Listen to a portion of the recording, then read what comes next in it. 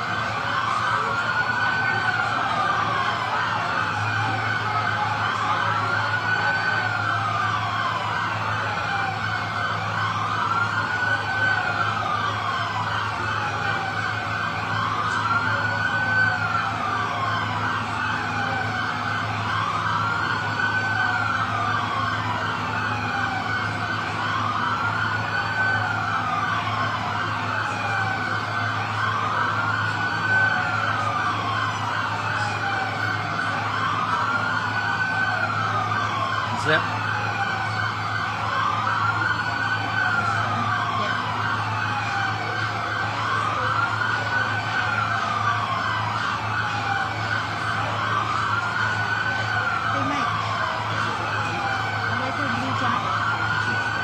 appropriate. I bought 2 drugs. I believe just for you. I went on the block yesterday.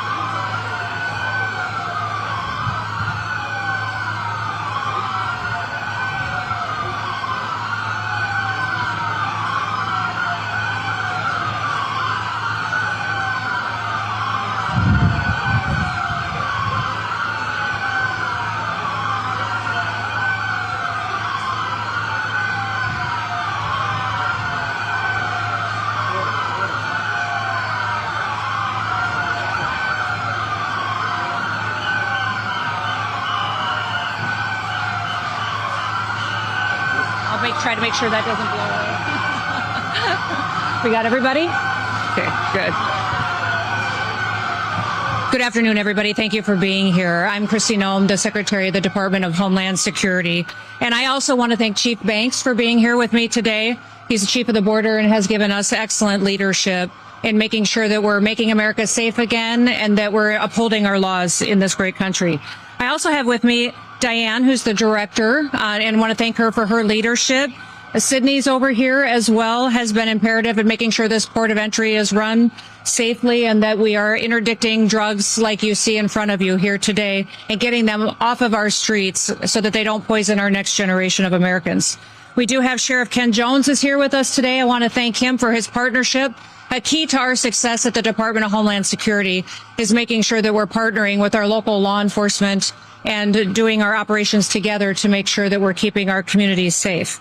We have Port Director Rosa Hernandez, who's with us. She's the leader here at Otemesa and Tecate Ports of Entry. And I want to give a warm welcome and a thanks to all of our law enforcement that are here today. Just their willingness to take an oath to secure our country, to uphold the law and make sure that it's applied fairly is an incredible, powerful testimony to their kids of this next generation that will step up and serve in their footsteps. Your leadership and the hard work of these law enforcement officers have helped President Trump deliver the most secure border in American history. And they're helping us win the fight against fentanyl and saving countless lives. In fact, we were just here touring the vault that is so important to making sure that we're interdicting these drugs and keeping them off of our streets and getting them away from cartels and dangerous criminals to make sure that we're destroying them before they destroy lives. But also right here in front of you, just in this bin in front of you, you see enough lethal doses of fentanyl that would kill 10 million Americans if it were to be allowed to come into our country, be trafficked, and poison our people.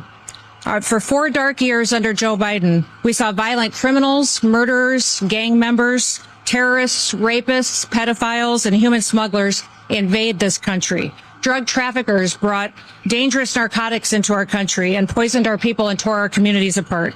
But the American people put President Trump back into office. They removed criminal, illegal aliens from our communities. They've stopped the cartels, and they've stopped the flow of these dangerous drugs. And what the men and women of the Department of Homeland Security have done is a testimony to President Trump's leadership and to these law enforcement officers' dedication. For 9 straight months, U.S. Border Patrol has released 0 illegal aliens into the United States. With fewer people that cross illegally, we make sure that our southern border apprehensions were much lower than during the Biden administration. In fact, 93% lower than during that administration. President Trump has cut off the flow of trafficking down at the southern border, and just of fentanyl, we've seen a decrease of 56% drop in fentanyl coming into this country. The vault that we've toured today holds 188,218 pounds of seized illicit drugs. That inventory includes over 100,000 pounds of meth, 59,000 pounds of cocaine, and 7,400 pounds of fentanyl. In other words, that vault holds more than 1.7 billion lethal doses of narcotics, of fentanyl and cocaine. All of these narcotics were interdicted by U.S. Customs and Border Protection in the San Diego area. That's 1.7 billion lives that are saved because of the work that they do. The vast majority of these drug seizures happen at the port of entry, and the majority of drug seizures along the southern border happen at this port of entry. Those drug seizures are incredible to what they do to save American lives. Now, the men and women here at Otay Mesa are heroes who work around the clock to make sure that they're keeping Americans safe. Fentanyl has killed countless Americans who still should be here with us today. In fact, I've met with many parents who've lost children to fentanyl poisoning. Americans like Greg Swan, who the first time I met him told me about his son, Drew, who died from fentanyl poisoning at the age of 24 in 2013. In fact, Greg is one of the co-founders of Fentanyl Fathers, fathers who've lost their children because of that dangerous drug that was running everywhere and running rampant throughout our country. Also, I met Rebecca Kisling, who lost both of her sons. She lost her 20-year-old son, Caleb, and 18-year-old Kyler to fentanyl poisoning on the same day in 2020. There's far too many stories of that happening. In fact, 1 in 3 Americans know someone that has died from fentanyl poisoning. That shouldn't happen in the greatest country on earth. And President Trump gets up every single day to make sure that it doesn't happen.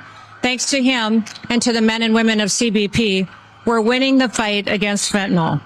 Now, President Trump has called the cartels the ISIS of the Western Hemisphere, and he's right.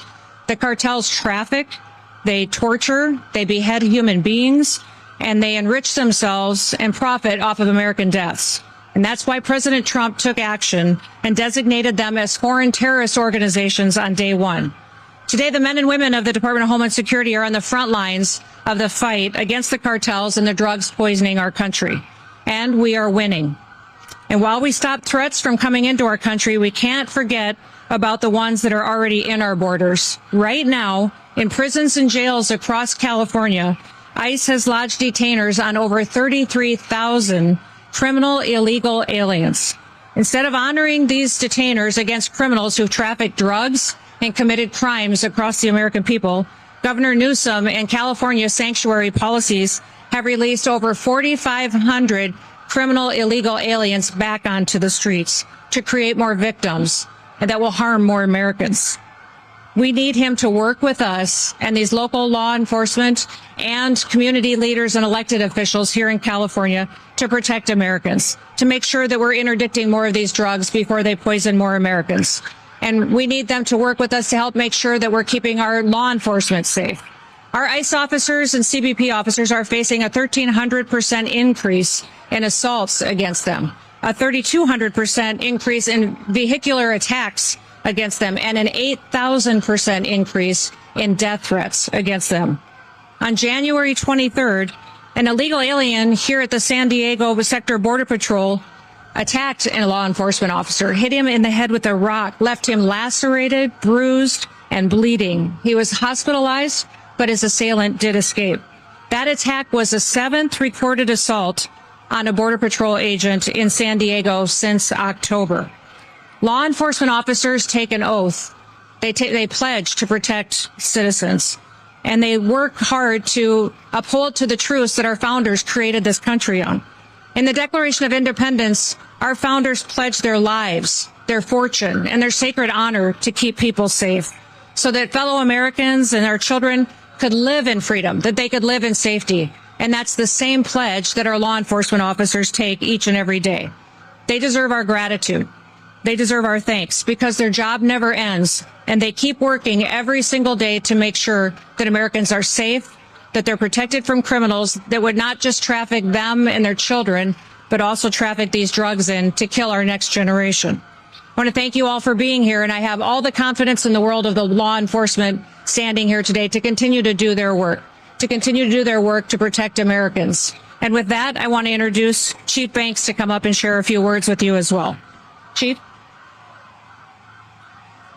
Thank you, Madam Secretary. As the Secretary said, my name is Michael Banks, and I'm the Chief of the United States Border Patrol. I want to highlight something that the Secretary just shared with you. Enough fentanyl in front of me to kill 19 million Americans. That's in one location across the entire southwest border. As you go across the southwest border, you continue to see these type of seizures. And I'll talk about why we're seeing these type of seizures. Under the Biden administration, every Border Patrol agent was forced off the line, left the border wide open, and we're doing mass processing of illegal immigrants into the cities and into this country. When President Trump came back in on day one, a catch and release ended. The United States Border Patrol has not released a single illegal alien in 9 months, and that's a record we're very proud of, and we're going to continue pushing forward. But under the leadership of President Trump and Secretary Noem, we've been able to get the most secure border we've ever had in this country. And we're not done. We're going to keep pushing until it's 100% secure. But what does that mean for these drugs that you see sitting in front of us? What that means is the thousands of OFO officers that were pulled away from port of entries and sent out to the border to help Border Patrol agents process millions of illegal aliens are now returned to their port of entries, where they can do more inspections, they can look for more narcotics, they can operate the equipment and technology that this administration has given them, and that's why you're seeing this massive increase. What you should be concerned about is how much narcotics got through in 4 years when we had little to no OFO officers down here able to do their job because they were forced to come out and process millions of illegal aliens and release them into the country alongside the Border Patrol. I'm going to pass it off to Diane Sabatino, the Executive Commissioner of Customs and Border Protection. But thank you.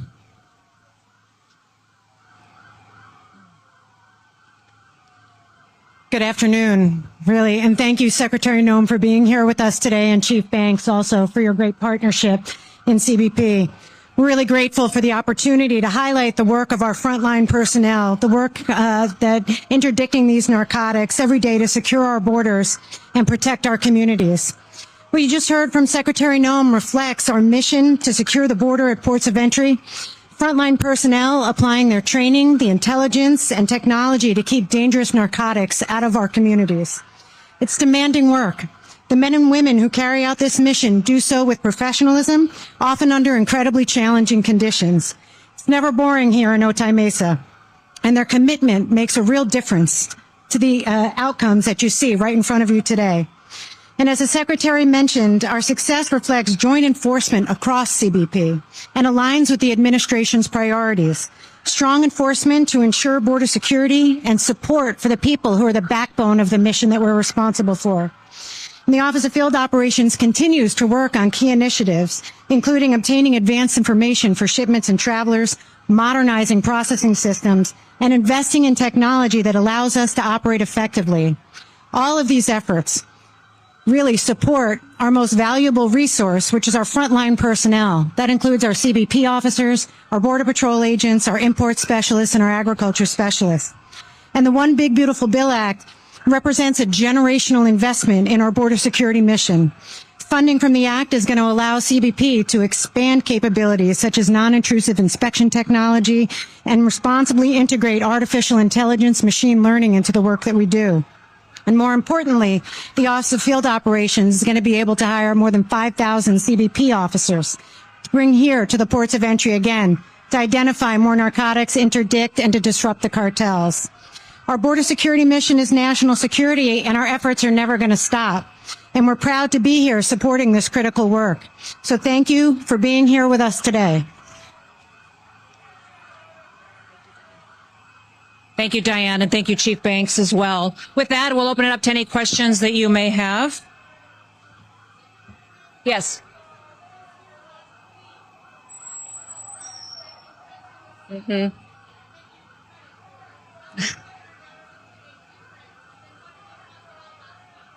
Well, what I would say is that we are extremely grateful for the partnership that we have with local law enforcement partners like the sheriff over here. He has been a fantastic partner with us in getting these drugs interdicted before they get onto our streets and kill Americans, and not just Californians. They would be trafficked all over the country. What I would say is I hope that Governor Newsom will partner with us more, that he would work with us to honor our detainers. You heard me earlier in my statement say that there's 33,000 people that are in California jails that have committed crimes against the American people.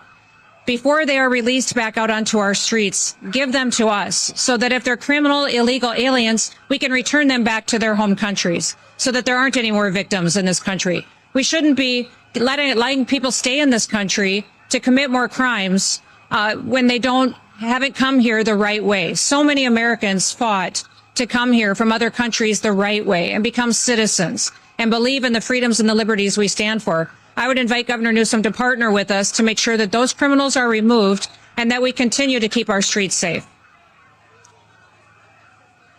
Well, they're obviously expressing their First Amendment rights, and we welcome that. As long as they do so peacefully, I think it's a wonderful thing. Yes.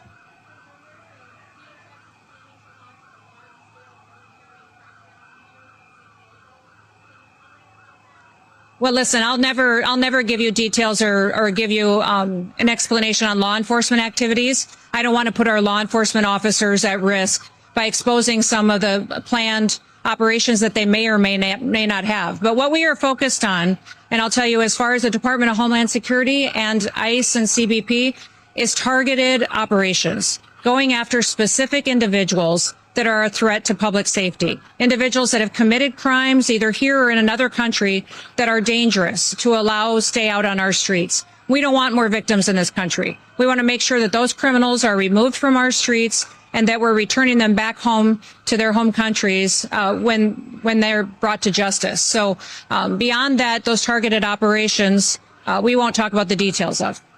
Yes.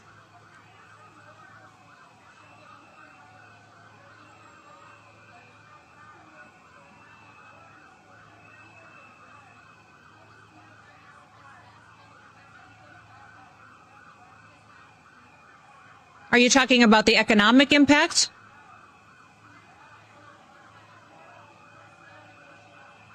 You know, what I would say is we welcome the opportunity to partner with community leaders. If they feel that in their city or in their community, that the individuals who live there, the citizens, could be better served by a partnership with us, we would love that. We would love to work with them to make sure that public safety is a #1 priority, that people feel safe in their communities, they can go to their jobs, they can go to school, and know that the laws will be upheld, they'll be respected, and that we'll work together to keep them safe.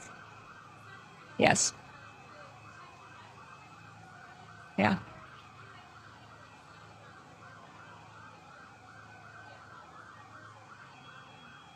I think you're asking about detention facilities and the standards in it. Federal standards at our detention facilities are the highest that there are in this country. In fact, we have a higher level of status than many states or local communities have at their jails or detention centers. So we're proud of the fact that every single individual, when they come, that they're well taken care of, they receive food and medical care, and then we return them as quickly as they can back to their home countries if they are being held. The one thing I would point out is that every single individual that's in that detention facility is given the opportunity to go home to their home country. If they decide that day that they want to go home, we'll give them $2,600 and a plane ticket and take them back home. So it's their choice on if they want to stay there or not.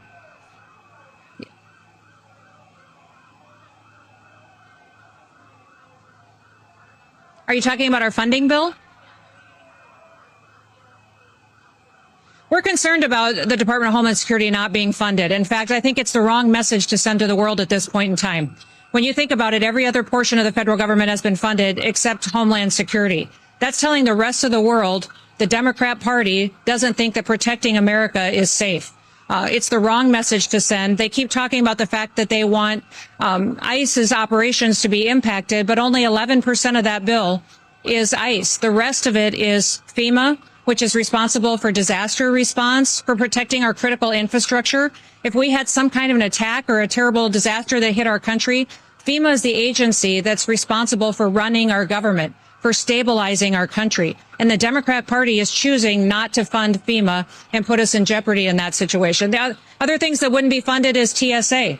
The security at all of our airports is in jeopardy because they've refused to fund the Department of Homeland Security. The TSA, those officers that show up and check your bags, they screen individuals on if they're safe to get on airplanes or not, they won't be paid. After Friday, they won't be paid and won't receive their paychecks. And I hear people talk about the fact, well, they're exempt employees, they're expected to still show up. How long would you continue to show up for a job that you're not being paid for? In fact, these TSA employees just went through a 43-day shutdown where they weren't paid. How often do you expect these good patriots to keep showing up and to do their job knowing that their salaries won't be taken care of and their families' bills won't be taken care of? We fund the Secret Service. The Secret Service has responsibility to protect the most powerful people in the world. We also fund the Coast Guard. When you talk about the Coast Guard right now is keeping rivers open on the East Coast so that critical food and energy sources can get to our largest cities. The Coast Guard is out there breaking ice on the Hudson River, the New York Harbor, the East River, and keeping that ice, the rivers open so that we can get fuel and propane and fuel and food to New York and to Boston and to cities that rely on that. What you're saying by not funding the Coast Guard is that the Democrat Party doesn't think it's important that people eat or that they stay warm or that our national security is protected. So this is a dangerous situation that we're in, that the Democrat Party has chosen to shut down the department that was created after 9/11. This department was created recognizing that we are vulnerable to terrorist attacks and that American homeland needs to be funded and focused on keeping us safe within our own borders. We have all responsibility for cyber operations and funding and going after terrorists who would attack our critical infrastructure, our electrical grid, our water systems, that would come in and hack into our intelligence agencies and our national security operations. The Department of Homeland Security has the agency that's responsible for stopping those threats and going after those bad actors. The Democrat Party is choosing not to fund them and making us very vulnerable to those terrorists being successful here on our homeland. I hope that they will come to their senses, recognize that the American people need to come first, and have a policy discussion that we should be having on a policy bill in regards to any reforms that they want to see. Last question.